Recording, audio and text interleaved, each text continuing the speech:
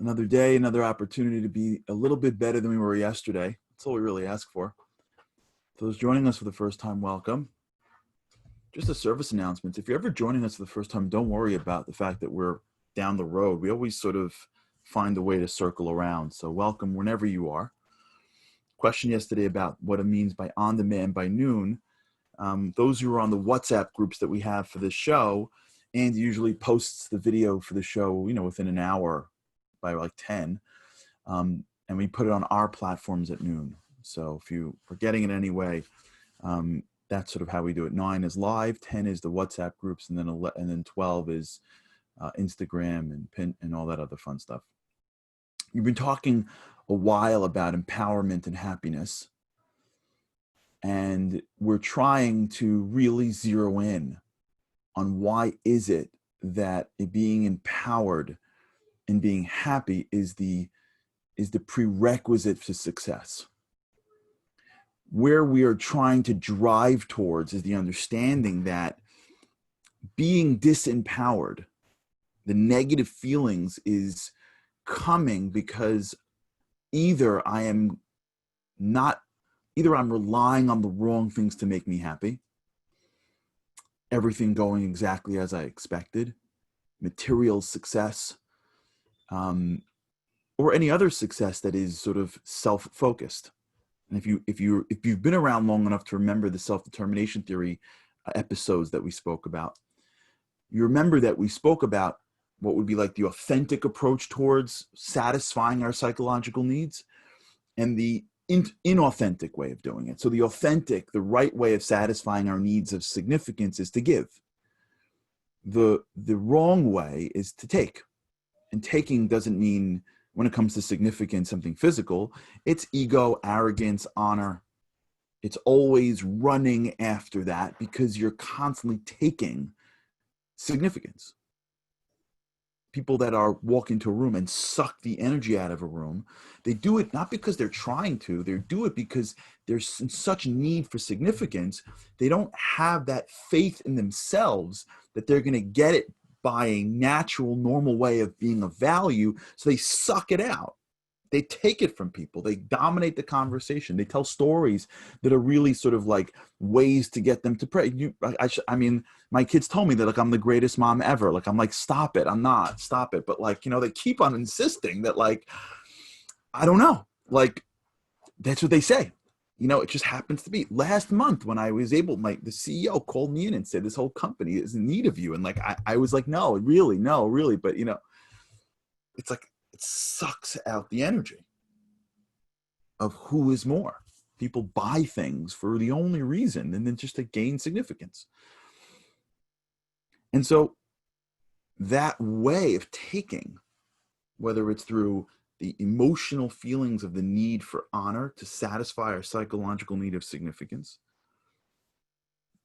the attention that we're grabbing in order to satisfy our need of connection, the materialism that we want. These are all, I'm not judging them. I'm just saying these are things that are not making us happy.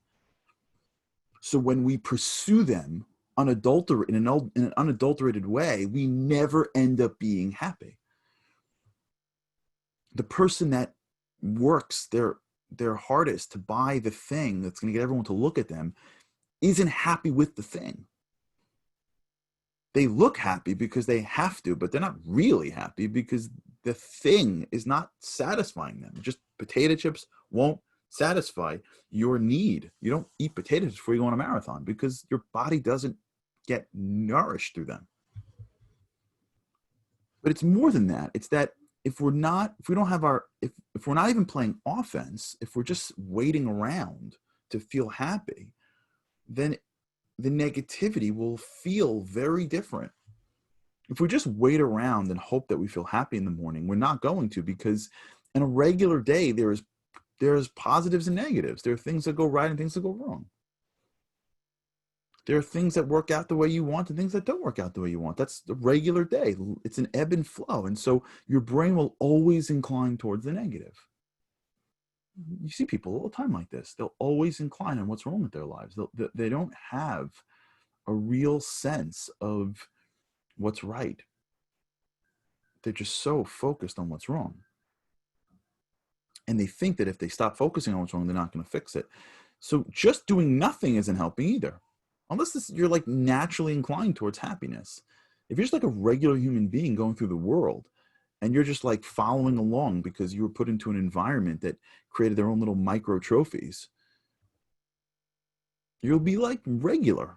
You're not going to be happy. You're not going to, maybe you will be, but like not necessarily. You're not going to necessarily wake up in the morning feeling empowered. And if you're not empowered, you're not going to move your body towards being successful. And then the cycle will just flow downward. And you won't know why. Because you're not doing anything that's right and wrong. It's not like you're like, addicted to drugs and now you're going high and low. You're just regular. But just being regular is not enough. We're not put in this world to be regular. We're put in this world to be great. And greatness is work. And happiness is something that you have to bring on yourself. You have to take responsibility for your emotional happiness. It's nobody else's fault. If you're 15 years old and you're mad at your parents because they're not making you happy, you're doing the wrong thing. Take responsibility for your happiness. And if you're 55 and you're still waiting for somebody else to make you happy, it ain't happening. Yeah, you'll get a couple of good days, but it ain't happening. It's not how it works. We got to take responsibility for our own emotional happiness. And we do that by turning up gratitude in a very significant way, to the point in which we overwhelm our minds with joy because we appreciate what we have. And when we do that, we now create a context in which we can start to go out into the world. And when we go out into the world, already positively inclined, already able to deal with challenges, because in the context, the challenge isn't as big of a deal when you're increasing joy in everything. You walk down the street and you're already training your brain to appreciate the nice day. And then you miss the train, God forbid, for those of you who are train goers, or especially if you're like Long Island Railroad train goers, not like a subway. Either way, if you've appreciated the day on your walk, the train missing is a different feeling than if you just are out to lunch until the train comes. It's not in context. But once you get context, all that's really doing for you is it's putting you in a position to be more successful. Do you see how this works? You see why success is working? Because success really comes in your ability to overwhelm the environment in front of you with you, to assert your ability on the challenge in front of you. Success comes by getting the ball and driving down the field with the defense up. Success doesn't mean that everyone stops playing. Success means there's a challenge going on, but you got to be in the headspace for challenge. The headspace of challenge begins by at least putting it in context and increasing the positivity so that you have the ability to access your power in a way that's empowered. If you're negative, you're not going to perform. You're negative. You're not performing if you're negative. Anyone here play competitive sports before? If you think you're going to lose, you're going to lose. You can be aware of the challenge in front of you, but you have to have the confidence and the excitement to go out and try. That was the research that we said a while ago through Adam Grant. When someone's nervous, you're supposed to say, I'm excited. Not, I'm not nervous. It's normal to be nervous. It's just you have to shift the thinking to excitement. And it's the excitement that drives you to success. It's the excitement that puts you on the stage. It's the excitement that gets you up in the morning to deal with your family. It's the excitement that gets you through the fact that you have a kid that just will not listen, who's driving you insane, who seems completely ungrateful, and you have to keep at it because you're the parent. You're not going to keep at it if every time that kid walks into your purview, you're ready to kill him. So you're only going to help that kid is if you take a deep breath, get up and fight that challenge again. If you're looking for your spouse, you're looking for your dating, and you're in an environment that's uncomfortable, you got to keep at it with excitement to make sure you're seeing the right things and pushing through the right things in uncomfortable scenarios. But that now means that when we get to a challenge, it's how we deal with that challenge that's going to be determining as whether we're going to win or we're going to lose. That little micro battle, forget life, just that micro battle, that one moment, whether we can think of something or not. I was watching this documentary of Entebbe. Happened to be a little bit obsessed with Israeli commando raids. I'm watching the documentary on Entebbe, and for those who remember Entebbe, I think it was 1976. Is that right? It was one of the greatest rescue raids of all time. Israeli soldiers, Israeli commandos. You gotta understand this. The Israeli commandos flew 8 hours, half of which was under the radar screens with these massive sort of helicopter planes that can bring thousands of people because they're rescuing Jews that they don't even know. It's awesome. A bunch of terrorists mess with the Jewish people, and finally, listen, God runs the world. A bunch of Jews get up from their safety from Israel and fly across the world to save them, killing the terrorists and saving the Jews. It's an incredible story. If you haven't seen it in the past 5 years, Google Entebbe and watch it. It's phenomenal. Hercules planes, right?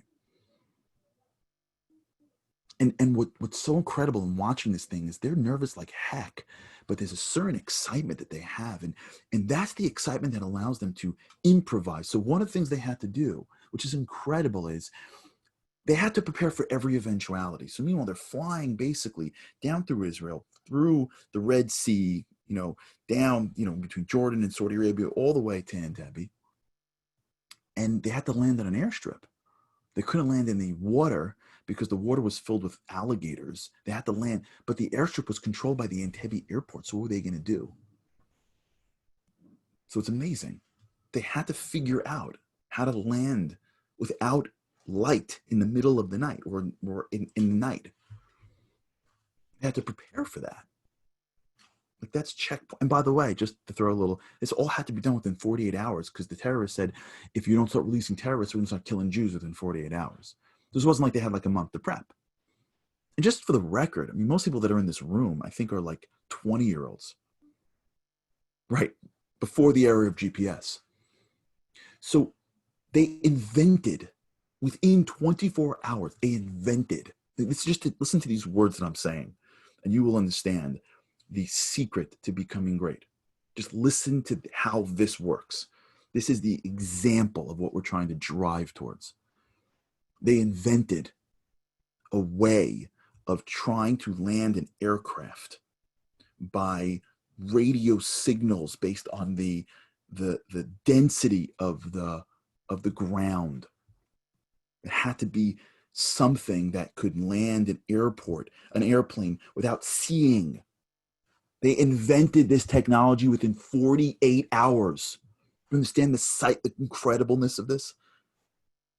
Why? How? There's an excitement. There's a purpose. There's a meaning towards these commandos. I'm telling you, you got to watch this. And by the way, it gets even better. It's so worth it. Listen to this story. I'm not saying it. I'm not digressing. I'm giving you the example. So they invent this sonic, thank you, Nero, who's out there giving me the feedback. They invent this sonic mechanism that lands these Hercules planes. And now they got to test it out because the government's not sending these commandos out to die. So they find the one pilot, because at that time, only the Israelis that flew planes were flying F-16s. They were fighter pilots. By the way, this is in the 1970s, right? Israel was created in the 1940s. Understand this. And in the 1940s, there were no pilots. The people that flew planes in the 1948 Independence War weren't Israelis. They were English, they were American, Christians, Jews. We're talking about 30 years. We're talking about, it's a minute. So all they know how to do is fly F-16s. There's one guy that got trained on Hercules planes. He's at a wedding. He's at a wedding. They pull him out of a wedding, the head of the Air Force. They put him in the thing. They give him this new technology. And now the guy's like flying an airplane in Israel, trying to prove to the Israeli government that it's safe enough, even though it's not safe enough, so they can take 15 or 20 guys across the world for the craziest mission ever that may likely have them all killed. And he's landing the plane. And he's on this documentary that I'm watching, and he's saying to himself, listen to this thing. He's saying, my grandfather was in Auschwitz. My father was in Auschwitz. There was a time where when the Jews were in need, there was nobody physical, and God runs the world, nobody physical, nobody out there to save them. I'm on this side now. There's a Jew in need. I got to do this. Fear, definitely. Anxiety, nerves, challenge, all of it. Why are they so successful? Because there's a certain purpose to this challenge. There's a certain need. There's something that's propelling them forward. It's not a negativity of we're going to lose.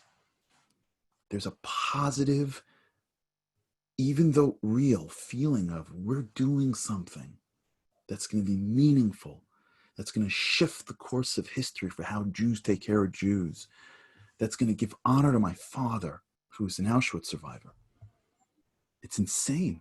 And the guy lands it and they let them go. Or actually lands it, they don't even let them go. They take off anyways, waiting for approval. They got approval to do the mission halfway into the mission. And forget, I'm not going to get into the Entebbe mission because we can do that maybe another time. Because the lessons is life. The best part of that story, or one of the best parts of that story. So on the way back, this pilot on the way back that ends up doing maneuvers that save Jews, and they forget it. They refuel in Nairobi. He flies back and he flies low so that at that point everybody knew because the news broke and Israelis are outside waving to him. And he says the end of this story is he goes to his father's apartment and he tells his father this story, and he can see in his father's eyes this like feeling of what? We just went out and saved Jews?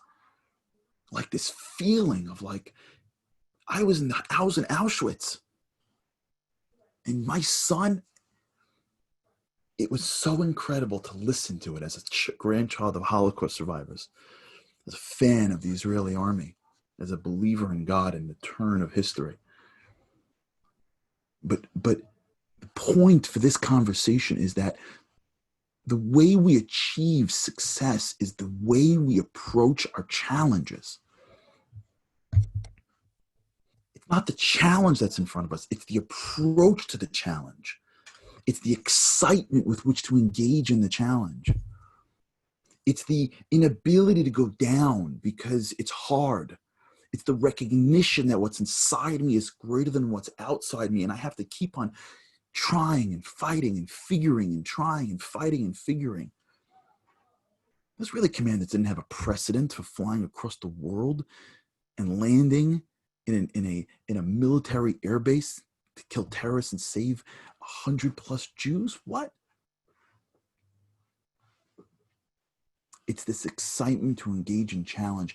That's, in my opinion, why the studies, the academic studies are saying that it is the happiness that leads to the success, because it is the happiness that increases your excitement, your ability to play, your ability to be willing to withstand the negativities of challenge, the hopelessness that's in front of you, all of the things that knock us down, you can't deal with if you come in from a negative stance. You can't deal with challenge if you're already half negative. You can't deal with challenge if you need it to work out for your own significance. You have to walk into challenge positive. You have to walk in with challenge excited. That means you have to flood yourself with positivity. You have to change your relationship to things, because if you don't do that and you come to challenge and challenge throws at you negatives, challenge throws at you things that you didn't expect, challenge throws at you things that can knock you down. If you don't come at it with a certain resistance, you're going to get knocked down. But if you do, now you're in the headspace. Doesn't mean that you float through challenge. Doesn't mean that you avoid challenge. That's not how greatness is. It's that when you're in the headspace of being grateful for what you have, being able to understand all the positive things in your life, and then when you approach challenge from the perspective of, this is how I'm going to be great. I can't predict the future. I don't know what's going to be. I don't know if this is good or bad for me. I don't know if this is a good thing or a bad thing. I don't know. It's the illusion of validity. This is what I got. Let's stop spending half of my energy projecting of why I got it for, and how come he doesn't have it, and how come she didn't do this, how come they don't have that kid, and how come he doesn't have any money issues, and how come he doesn't have the spouse does this, and or the future, it's not going to work, it's not going to work, oh my gosh, oh my God. Here's where you are. Take your excitement, nerves, okay? Go at it. Go at it positively. Go see what you can do. Go see what you can accomplish. Don't worry about what it's going to be. That's it. Once you get that frame and you go through your life and you deal micro challenge with micro challenge with a positive energy, with a perspective of I'm strong enough. Once you begin that process, you're going to find things that you didn't know was there before. That's what greatness is. It's not winning. It's evolving. It's not what you get. It's what you become. The greatest story about Entebbe wasn't that they saved the Jews. That was great. It wasn't that they saved Jews. It's that the Israeli army told the world, you don't mess with us anymore. You don't mess with us anymore. You see a Jew, you don't mess with Jews no more. Because you mess with a Jew, we're going to come for you. We're coming for you. No. You don't just beat us up and laugh. This isn't Nazi Germany. We're coming for you. And we're not scared. We're the Jewish people now. Yeah, we have guns. We can shoot them. It sent a message to the state of Israel, to the world, of the reach and the innovation and the ingenuity of other Jews that care about Jews. That's so much great. Every life is the whole world. But that's what me and you can become in our own way. That's what we're fighting for. That's what we're fighting for. We're fighting to be people that look at challenge and go, what are you kidding me? You know who you're talking to? I'm going at you. I'm not hiding in the corner from challenge. I'm not hiding in the corner from a little less money and a tough child and a tough man, whatever. When you approach it with a sense of happiness and you come at it, the game changes. But there's another piece to this. We'll talk tomorrow about it. All right, everybody. Thanks so much for allowing me to share my love for the Israeli army. Okay, everybody. Have an incredible day. And with God's help, we'll talk about this again tomorrow. We got a lot more to get into. Thanks so much for being here. With God's help, I can't wait to see you again tomorrow.